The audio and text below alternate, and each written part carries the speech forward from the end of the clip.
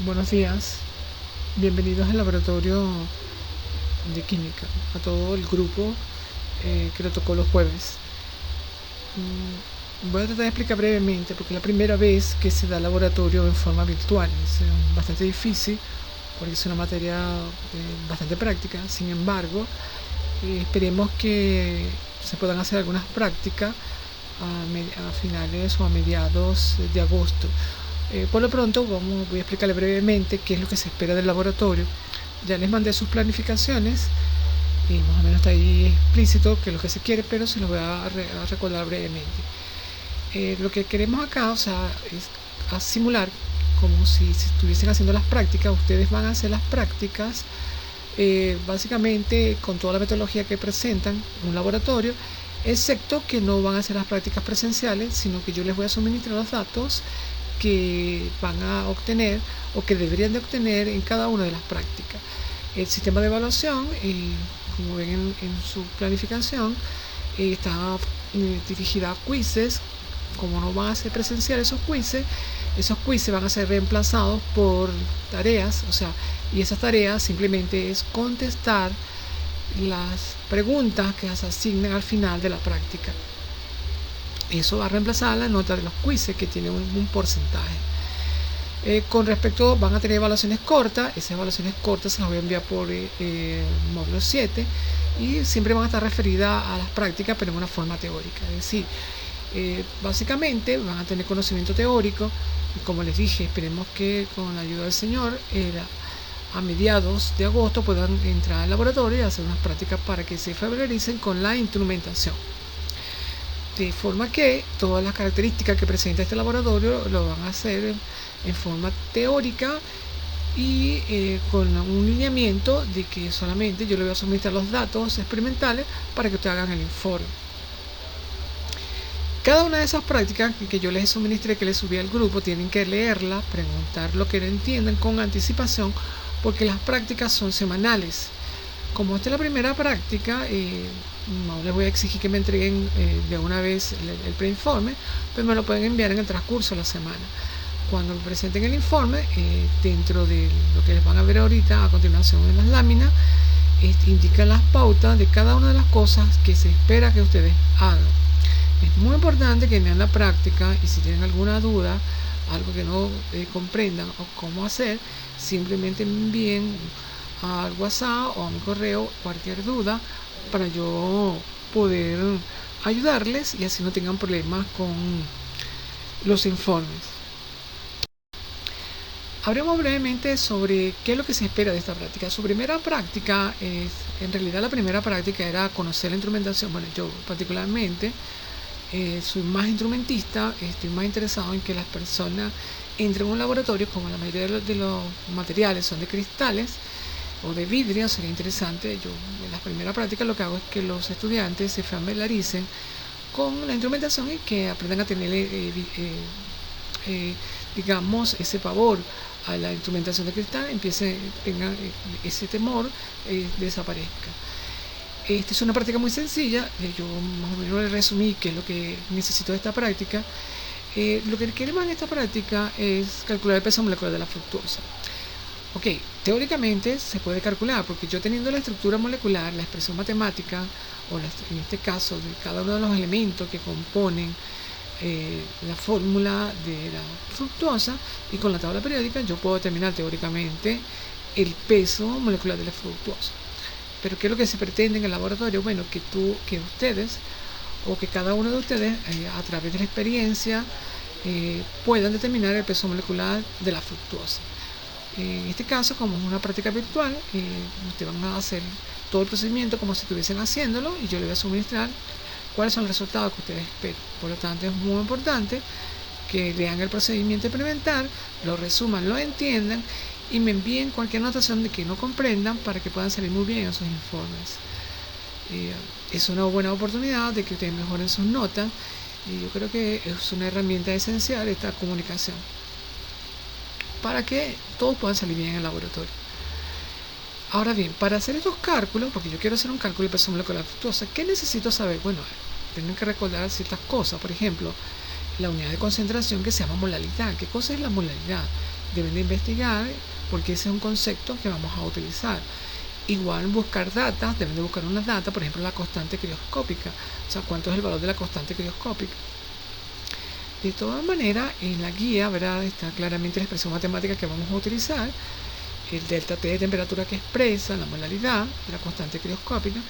Sin embargo, si tienen alguna dificultad para utilizar esta expresión matemática, porque la idea de esta expresión es que de alguna manera, bajo el concepto de molaridad, ustedes puedan introducir la variable peso molecular y de esa ecuación matemática simplemente despejar el peso molecular.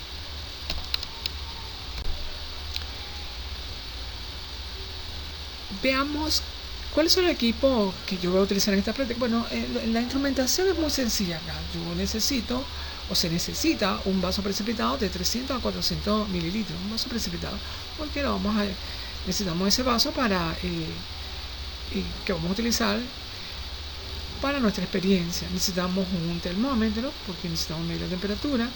Necesitamos que esos envases estén aislados, por lo tanto necesitamos un material aislante que es FOAMI. En el laboratorio hay, pero es un material aislante. Un tubo de ensayo donde tú vas a agregar tu muestra. La primera muestra será con el agua normal, agua destilada, y después la mezcla de agua y fructosa. Una pastilla magnética porque hay que agitarla, una balanza analítica para pesar el gramo de fructosa, una balanza mecánica para pesar en conjunto el tubo de ensayo, junto con la pastilla magnética, el termómetro. También se necesita sal.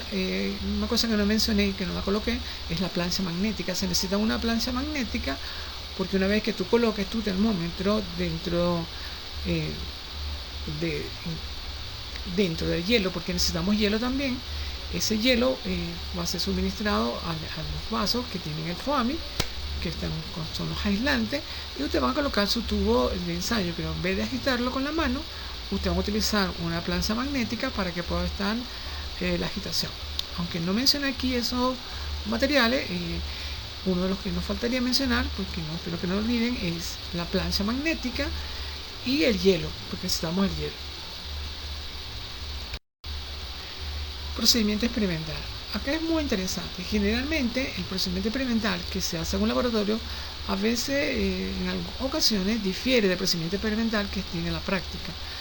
En este caso, como este es un procedimiento experimental virtual, ustedes van a guiarse como si estuviesen haciendo el procedimiento experimental de la práctica. Pero lo que yo estoy interesado acá es que ustedes hagan de manera reflexiva cuál es el procedimiento experimental que ustedes que se espera. Pueden hacer dibujo, pueden hacer un dibujo explicativo, creativo, donde expliquen apoyándose en la práctica o en la guía, cómo debería ser el procedimiento experimental, o sea, cuáles son los pasos que uno debe continuar, o sea, en una forma consecutiva, qué es lo que uno va haciendo, cuál es la primera parte que se va haciendo, cómo debió haberse hecho, y me lo ilustran en una forma reflexiva, como les dije, cómo sería ese procedimiento experimental. Por otra parte, tienen que enviarme al correo, como yo les dije, como esta es la primera práctica, no necesitan entregarme el preinforme sino que me lo van a enviar. Esto es muy importante para yo visualizar si ustedes están haciendo las cosas como yo espero. Ese preinforme tiene una portada. Esa portada debe de tener el logo de la universidad, debe tener el nombre del laboratorio, en este caso el laboratorio de química, el nombre de la persona que lo realiza, y debe colocar siempre la fecha en que realiza este informe, en este caso el preinforme. El título de la práctica, como dije, el objetivo debe llevar el título de la práctica, en su contenido, el objetivo de la práctica, el procedimiento experimental, que no tiene que ser un copy-paste de la guía, sino algo elaborado manualmente ustedes, reflexivamente. Si lo pueden hacer con dibujo, excelente. También me interesa qué cálculos se esperan. Es muy importante que ustedes en el preinforme coloquen cuáles son los cálculos que esperan, para yo tener una idea de que cuando hagan su análisis sepan, yo pueda visualizar que saben lo que están haciendo. Con respecto a los cálculos, como se dice aquí, yo les sugiero que lean la práctica referente a los cálculos, y si tienen alguna duda, que no creo que tengan, ustedes simplemente me lo comunican ya sea por la vía de WhatsApp, por M7 o por mi correo, generalmente por WhatsApp, porque para yo decirle y aclararle las dudas de manera de evitar equivocaciones en el informe. Fíjense que yo estoy interesado en que realmente mejoren sus notas, y eso se puede hacer, y es una excelente oportunidad porque va a ser básicamente teórica, que hagan un informe de la mejor manera para que puedan mejorar su entendimiento, su comprensión, y los resultados sean bastante satisfactorios. ¿Qué partes debe llevar ese informe? Bueno, ese informe debe tener lo que está plasmado en el preinforme, debe estar contenido dentro del informe. La portada y nombre del estudiante, esa debe, como les dije, el logo, el nombre del laboratorio, el título del laboratorio, el nombre del estudiante. Dentro del contenido debe dar el resumen simplemente brevemente, una forma explicativa de la práctica, qué resultado obteniste, o sea que es algo bastante resumido de tu informe, para que la persona, o cuando se lea, se tenga una idea de qué es lo que estabas haciendo.